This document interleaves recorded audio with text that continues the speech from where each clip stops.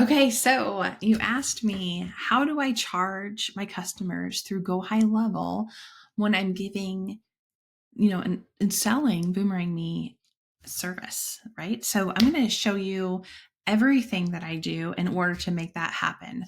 So we're going to cover how it starts right in my pitch deck and how and what I do to make that happen and how that moves right into GoHighLevel, the pages, which are actually called funnels, right? The funnels that I've created in order for them to go through that workflow and to have that look professional. And then we're going to talk about the workflow then that automatically gets triggered and everything that is involved there. And then also the steps I take after all those automations happen in order to get them set up into the Boomerang Me platform. So most of this is automated. So once you have it set up, you don't have to do anything additional. The only thing that requires an actual manual step is my last step. But for me, it fits seamlessly into my workflow because I offer a very curated loyalty club service, right? So that's part of my service. So to me, it's not a hindrance to what I'm delivering to my customer. So let's hop right into that. First, we're going to start right inside of my pitch deck. And I, of course, include this pitch deck in my Grow Your Agency with Boomerang Me. And so obviously the stripped of my branding. But if you're a part of that group, then you absolutely know what I'm looking at right now, right? And so I share everything in here. And after I talk about everything that's included, you know how you needed to be able to do that, right? Well, this is everything we talked about in the pitch. In addition to that, I'm also including, right? So I go through my whole little situation and talk about the different price options available to them. So once they're like, yeah, that sounds really great, I simply go to the next screen, which gives them a QR code, and they can simply scan that QR code and go right there and just get it done right while I'm sitting there next to them, right? Maybe I even give them an incentive to get that done today, and then they can, I don't know, get the first month free, whatever you want to offer. But they can scan this and get that going. So where does this QR take you? And what happens then if they need more time? So if they need more time to think about it, then I simply send them an email or a text with the URL address that this takes them to. I make that very simple for them. No problem. Go talk to your spouse, whomever they are saying they need to talk to or think on it. I'll email that to you. And when would you like me to follow up? So a little workflow there of how I communicate that. But we need them to get to this URL address. So let's go look and see where does that take us. So I'm going to go into sorry, that wasn't ready. I did this once and it did not record all the way. So I'm actually recording this 2 times. Okay, so in my GoHighLevel account, we're under sites and funnels. And so right inside of here, I have a workflow then for restaurant application. And that is what I call it. And my GoHighLevel for the last 3 days has been a little tricky where I have to refresh it. See, even softwares that have been out for ages have a little, you just got to be patient with them sometimes. Okay, so we're in there as the restaurant application. And my particular workflow is this one. Of course, I'm going to have tons. Just don't get overwhelmed by what I just showed you, because of course I'm going to have tons of like different ones I've tried. And remember, I've been doing agency work for now going on 4 solid years. There's a lot of trial and error in there. And a lot of those workflows they're in draft mode because I don't want them live. So mine looks a little bit messy because I'm a real agency out there. I'm working it, right? Like there's a lot of success and failures and you learn from those failures. Anyway, that's why it's so messy over there. Here is my workflow funnel. And the last one that I finally landed on was my Q2 pricing. So it takes them right into this. So let's see what that looks like. It's very clean. It's very easy. It's just very to the point, right? They don't need to be sold anymore. I just pitched to them. So it just needs to be a checkout. So they know there's going to be 2 steps to this checkout process. They're going to pay me, and then they're going to schedule that onboarding meeting. So they simply pick the subscription level that they would like to choose, submit their payment. On the next screen, it goes directly into a schedule their appointment, and then they get a confirmation page. So that is what this workflow right here looks like. So it's very simple. I mean, the header all stays the same. This is simply a calendar. And then on that confirmation, again, everything looks like everything below the header is what changes, right? So now there's just a thank you message. Hey, look, check your email, essentially is what that is saying. Okay, so that is the funnel that now they scan that QR code or they click the link. They're now paying, they're scheduled their onboarding meeting. They got that confirmation page. They know they're done. And what all that does then, it's triggering all my actual behind the scenes workflows that get done without me lifting a finger from that point on. So I'm actually going to walk you through my actual workflow. So, if that part is not of interest to you, you can kind of scroll through and just hop into, well, then how do you update BoomerangMe? Because that will be the last thing I discuss. Okay, so let's go look at some of this automation.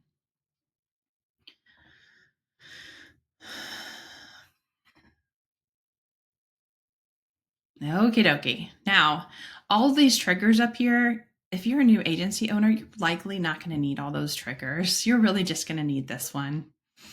Let's look at that. So this trigger is payment was received.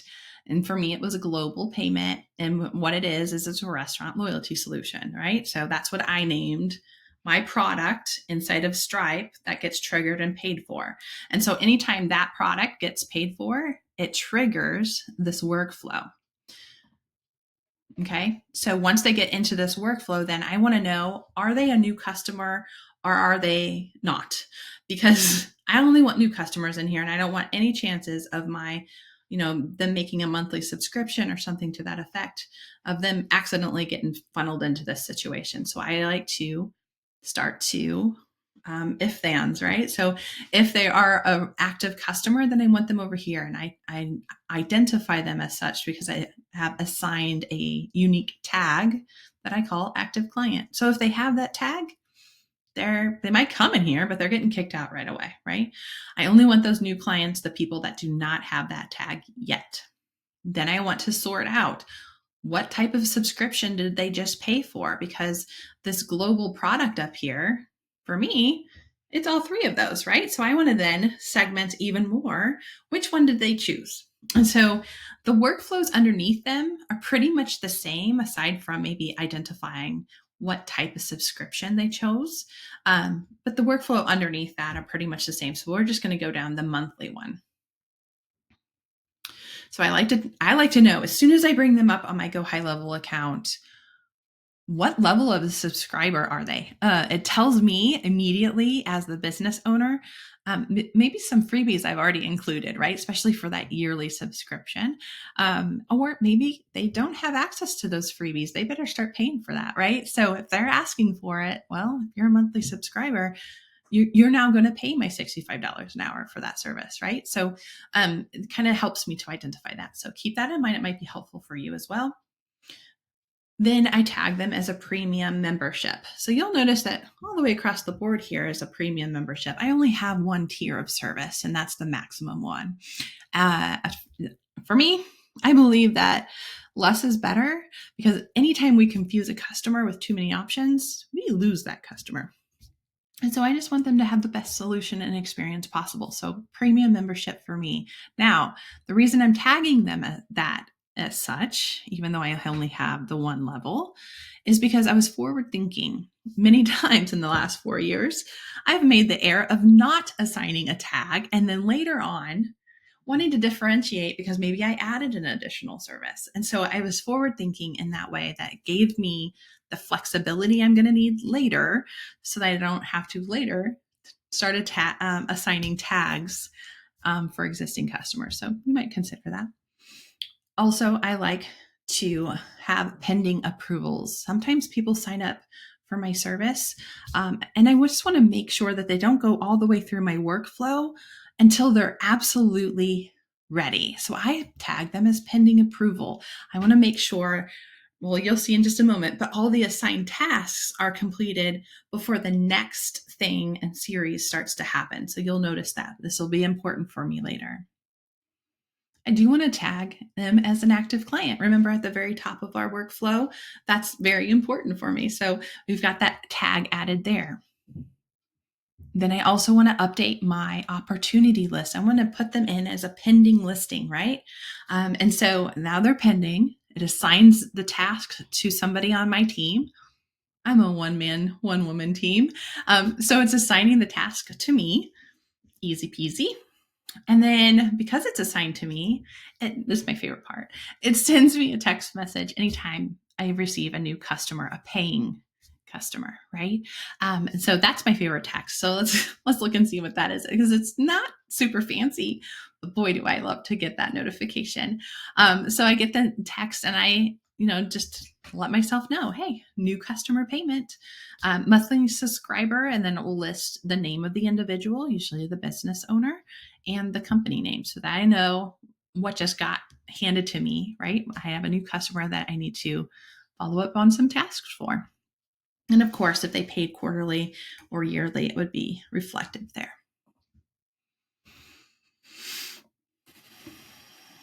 All right, so I just got notified. Now I'm going to start receiving some tasks within the GoHighLevel platform, because that's just a really simple way of managing what's been done. So I'm going to add the task of creating the BoomerangMe sub-account. Remember, this for me is a very curated experience. So if now is the time, they paid, to go in and create them a special sub-account just for them, right? So making sure that those things are in place. Next is after I've onboarded them, I need to test the club, right? I'm going to make sure that everything is working well. This was especially important about 12, 14 months ago. Now, honestly, I do that a little bit less because I trust BoomerangMe so well and I know what I'm doing, that things are working really well. So I don't have to worry over that as much anymore. And then I add the restaurant. So I have my own webpage. I call mine let'sdinelocal.com. So feel free to look that over, give yourself some ideas in case this interests you. But it's about promoting local restaurants in my area. And of course, every time I get a new customer, then I want to put their one-time offer on my page and then encourage the community through my social media account to go check out this new restaurant. Go try them out. There's a one-time exclusive offer on my webpage, and kind of push that, give them a little extra boost, right? Get some more signups. The next task I do is then I set the GoHighLevel status to approved. So I've already tested everything. They're live. They're out there. They're on my Let's Dine Local page. So I move them to the next stage. So as you can tell, I've got 3 customers in there right now waiting for approval. So it's a manual task. So once I have all those other things done, then I click it to approved. So once this one gets done, that's what this is waiting for this little checkbox to get done. And then it automatically moves them to the next tag. It's a live listing now. I can remove the pending approval tag. And then it updates automatically the opportunity in my pipeline. And then they get added to a new workflow. I call mine a customer nurture sequence. So now they have signed up and paid. They have, by this point, completed their onboarding. I have them listed as a live listing. I've tested it. Everything's set up for them. They are active. They're live. Green light, go, right? So now it's important for those individuals then to receive a series of emails and information and communications from you on how to really get launched, optimally. How can they get launched and actually get some success quickly with their loyalty club? And so I have a series of emails that just kind of walks them through that process. So I'll make another video kind of sharing all of that information with you guys too. But okay, so they've gone through here, right? So when I create, where was that? There we go. When I create the BoomerangMe sub account right here, after it's been assigned to me, remember those tasks? That's the time that I open up the BoomerangMe platform. I find them if they were a trial, which my process, they probably are. So most of that step is already done. But now they're paid, and so I need to reflect that. So how do I update the BoomerangMe platform? Simply click on the account that you're talking about, click on Change Plan, and this is where you change the date. When does this expire? When do they have to pay you again? Now, I do not want the responsibility of every month having to catch whether or not they paid and to manually change this number. I also am not a well-versed GoHighLevel person in that I'm not your girl for web hooks and API codes. Like, that's not my thing. It's not my skill set. So it's a very simple process for me. I don't have to do much for this. I legitimately simply, change this date to the same dates every single year. And so for them, because it is 2025, I would change that date. And for me, I already know it's January 17th. Every year, I will just push this number forward. So before January 17th, I go in and I look at all my active accounts. If they're still active, then I simply move this date. And if somebody calls me up and they're like, I would like to cancel my service, please, which for me in this past year plus has been close to 4%, a little bit less than that. But so it's a small number. But when they do cancel, then I just come in here and change this date to maybe tomorrow's date and let them know, hey, as of tomorrow, or maybe I give them a week, hop in there and download your list, or let me get that list to you. Like, I always like to close an account on a positive note, right? I just change that date, and then it's reflective and it automatically closes and expires on that date. Their cards don't work unless they want to pay me again. Then they can log in, but they can't do anything, right? And so that's how I handle that and manage that. I hope that was helpful. I hope it answered all your questions. If it didn't, feel free to leave me a comment down below, because I want to address all your questions and help answer those questions that you have. So it gives me content, so it's benefiting me, and I get to answer your questions. I'm seeing this as a win-win, friend. Okay, so yeah, I hope that was helpful. I'll talk to you guys soon.